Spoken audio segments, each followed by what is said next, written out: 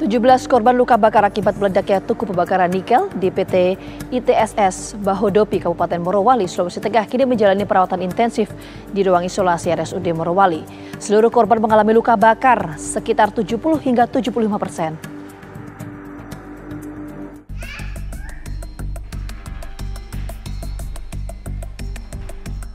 Beginilah kondisi korban luka bakar akibat meledaknya tungku pembakaran nikel PT ITSS saat menjalani perawatan di RSUD Morowali. Seluruh korban mengalami luka bakar berat sekitar 70 hingga 75%.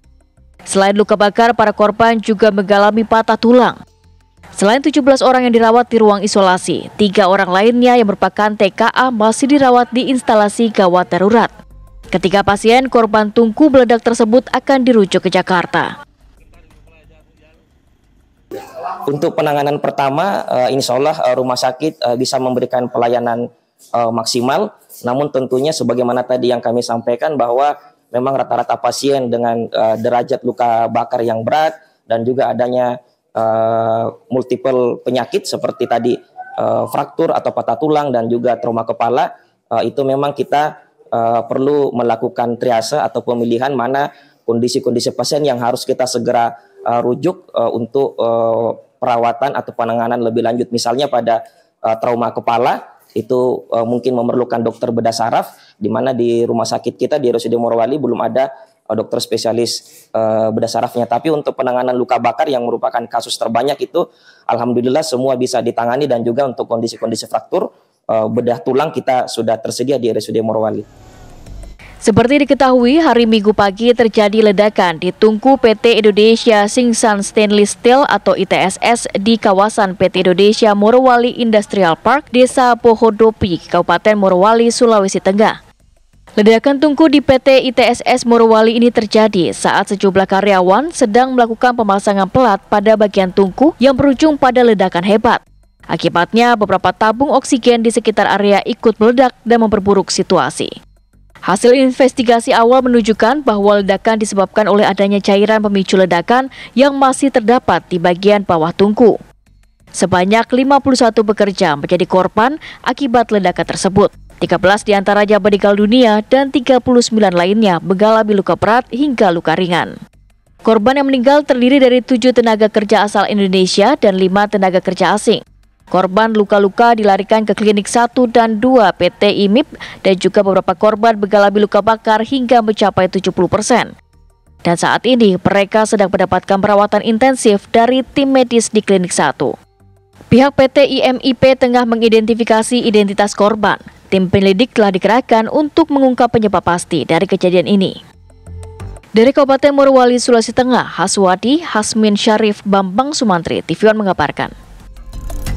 Lalu bagaimana kondisi para korban yang saat ini tengah menjalani perawatan intensif di rumah sakit? Kita telah terhubung dengan Haswadi. Haswadi, bagaimana kemudian update kondisi korban saat ini? Baik Gina, selamat sore. Di belakang saya merupakan ruang instalasi khusus untuk pasien yang menjadi korban kebakaran pada peristiwa terbakarnya tungku di PT ITSS Bahodopi, Morowali, Kabupaten Morowali, Sulawesi Tengah.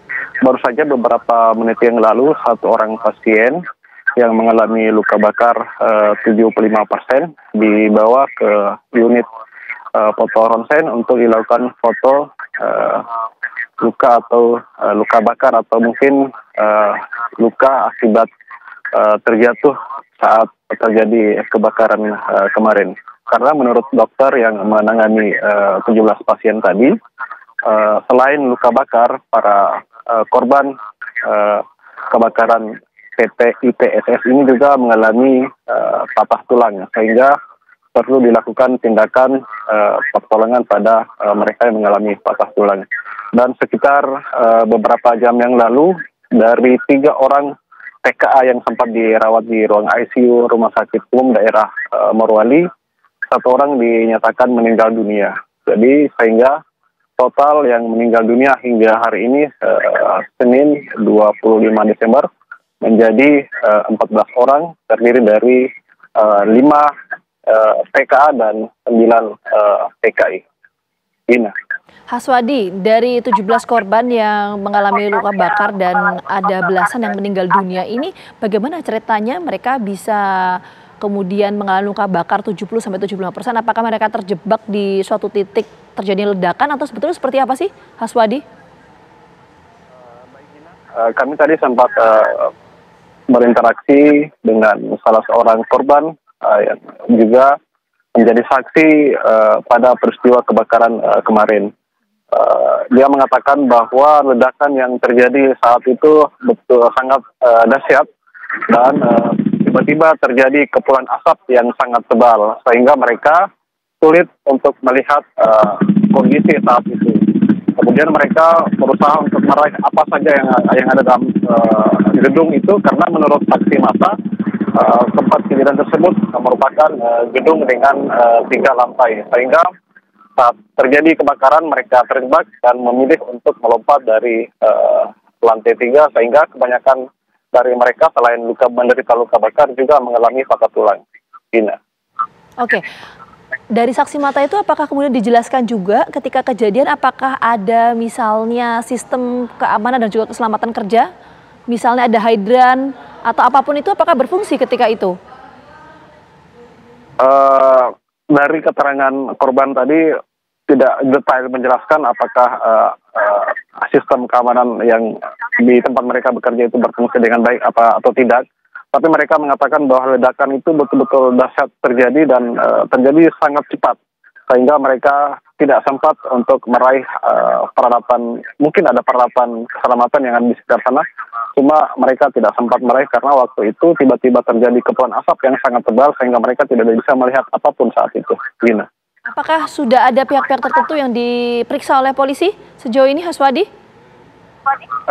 Baik Gina, malam tadi Kapolda Sulawesi Tengah telah memberikan keterangan resmi kepada awak media menjelaskan bahwa tim Inavis dari Polda Sulawesi Tengah sore ini sudah tiba di Bahodopi untuk melakukan identifikasi sehingga untuk keterangan terkait apakah ada pihak yang telah dimintai keterangan atau terkait perkembangan dari penyelidikan dampak dari kebakaran tungku tersebut belum bisa disimpulkan sampai hari ini, Gina.